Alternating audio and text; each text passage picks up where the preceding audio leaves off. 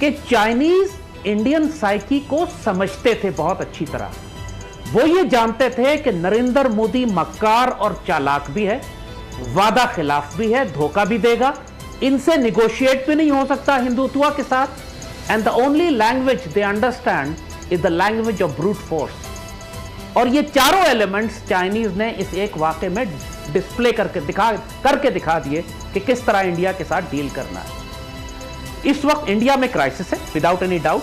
सिर्फ बात इख्तिलाफ सिर्फ नरेंद्र मोदी और उनकी आर्मी के दरमियान की नहीं है, पूरे इंडिया के अंदर इस वक्त ऑलरेडी पहले सीएए की वजह से, एनएसी की वजह से वो जो फसादात थे और कम्युनल राइट्स थे और एथनिक क्लेंजिंग मुसलमानों की हो रही थी, पूरी दुनिया में ये बेइज्जत हो रहे थे। फिर कोरोना लॉकडाउन की वजह से पूरे इंडिया की इकोनॉमी को इन्होंने तबाह कर दिया। नरेंद्र मोदी पहले ही अंडर प्रेशर था, उसको हर सूरत में एक मिलिट्री विक्ट्री की जरूरत थी कि जिसको ये दिखाकर अपनी क्रेडिबिलिटी रिस्टोर कर सके। वो आइडियली तो ये चाहते थे कि पाकिस्तान के खिलाफ ये कार्रवाई करें। 5 अगस्त के बाद से, जब से इन्होंने लास्ट ईयर कश्मीर को एनेक्स किया था, उसके बाद से आप उनकी सारी लैंग्वेज, बॉडी लैंग्वेज, उनका टोन, डिमिनर, डिप्लॉयमेंट, सब कुछ आप देख रहे थे कि वो पाकिस्तान के खिलाफ आने के लिए तैयार थे। लेकिन ये जो कुछ हुआ है, चाइनीज ने उनको डिस्ट्रैक्ट कर दिया। चाइनीज ने उनकी तवज्जो मगरिब से हटाकर मशरक की तरफ घसीट ली है। और ये वो ऐसा क्राइसिस था, जैसे कहा कि जियो स्ट्रेटेजिक सरप्राइज दिया है चाइनीज ने मोदी को, कि अब मोदी कल परसों तमाम पॉलिटिकल पार्टीज की ऑल पार्टीज कॉन्फ्रेंस बुला रहा है उनसे पूछने के लिए कि बताओ क्या करें, because now he is scared. अब वो अकेला रिस्पॉन्सिबिलिटी नहीं लेना, हाल में अपने ऊपर से प्रेशर रिलीज करना है। और ये खौफजदा डेस्परेट आदमी फिर अनप्रेडिक्टेबल होता है, डेंजरस हो जाता है। यहां पर फिर हम आगे बात करेंगे। आप अगला सवाल करिए। मैं जैद अहमद साहब, पहली झड़प होती है मई में, जिसमें 72 इंडियन आर्मी के फौजी जख्मी होते हैं, उनको मुक्के मारे जाते हैं, पत्थर मारे जाते हैं, लाठियां मारी जाती हैं। दूसरी झड़प अब हुई 2 दिन पहले, जिसमें 20 इंडियन फौजी हलाक हो गए। इशू ये है कि क्या इंडियन अफवाज मॉरली डाउन है? क्या वजह है कि जब भी ये जाते हैं ये फिजिकली मार खा के आ जाते हैं? क्या इनका इशू क्या है? क्या इनकी जो बहुत ज़्यादा एंगेजमेंट है कश्मीर बॉर्डर एरियाज़ पर, इसकी वजह से मॉरली डाउन है, या इतनी बड़ी फौज को मेंटेन रखना मुश्किल है? उनके फौजी मॉरली डाउन क्यों हैं? मार क्यों खा के आ जाते हैं?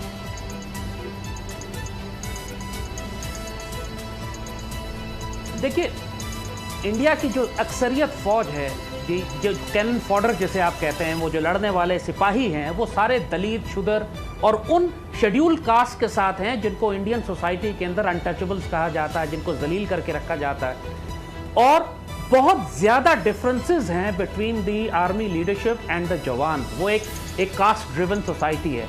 मुसलमान माशरे की तरह वहाँ मसवात नहीं है कि अफसर और जवान साथ बैठ के खाना खाएं।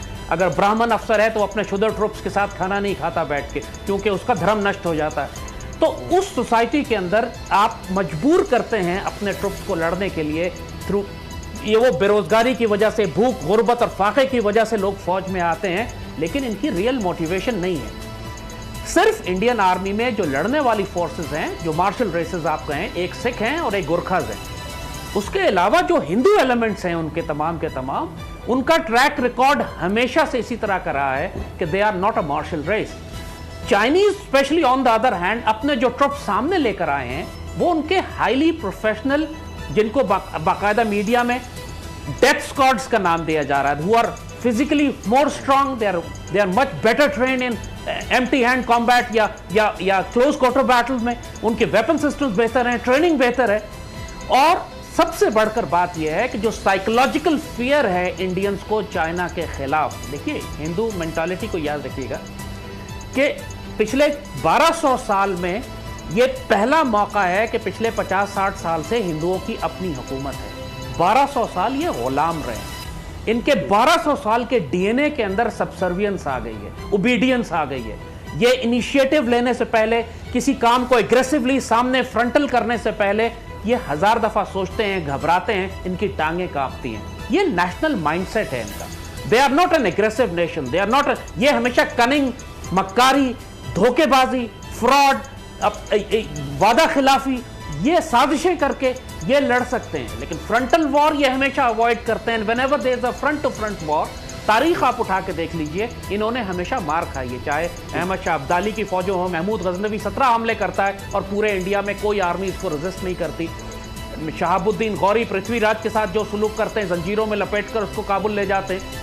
तो ये हिस्टोरिकली जब भी फ्रंटल कोलिजन हुआ है मुसलमान फौजों का इनके साथ, तो रिजल्ट हमेशा वही रहा है कि दे हैव बीन डेसिमेटेड। हमें अगर कभी शिकस्त हुई है तो मक्कारी से हुई है, धोखेबाजी से हुई है, हमारी सफों के पीछे रद्दारों को खरीदने से हुई है, जैसे ईस्ट पाकिस्तान में हुआ था। अच्छा, तो whatever is happening in Ladakh right now, जी जी जी जो लद्दाख में हो रहा है, जी जी। अच्छा जाहिद साहब, ये मामला हिस्टोरिकल बैकग्राउंड जरूर ध्यान में रखिए। जी बिल्कुल। और जिस तरह आप देखें ना कि इंडियन जो है, जिस तरह जाली सर्जिकल स्ट्राइक के हवाले से उन्होंने बड़ा प्रोपोगेट किया, उनका मीडिया बड़ा, उन्होंने झूठ बोले और पूरी दुनिया ने देखा।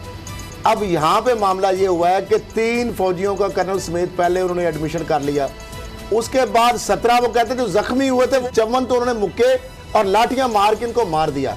अब मोदी साहब ने जब पंगा लिया है, उस वक्त तो अकेले हैं, तो आप जरा शेर बने और वो फिर एपीसी क्यों बुलाई है? आप देना जवाब।